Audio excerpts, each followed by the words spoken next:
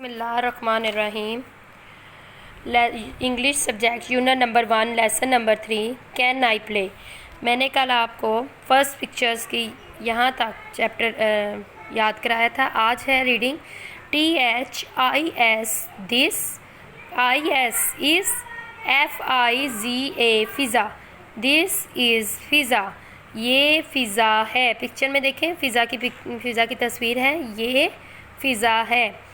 SHE she, LIKES likes, PLAYING playing, WITH with, ALI Ali, she likes playing with Ali, वो अली के साथ खेलना पसंद करती है।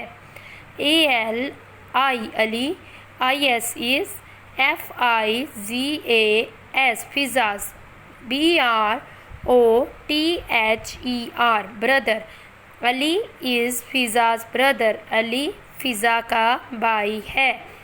He HE LIKES likes, HIS his, GAME game, BOY boy, वो अपनी लड़कों वाली गेम खेलना पसंद करता है, वो लड़कों वाली गेम पसंद करता है। यहाँ तक रीडिंग करनी है। इसके अलावा page number 2 unit number 1 lesson number 1 की रीडिंग मैंने करवा दी हुई है। B part, listen and colour the pictures. इनके नाम बताने हैं, जैसे ये MUG मग, MUG मग, और इसमें कलर करना है BAT bat, JUG jug, PEN pen,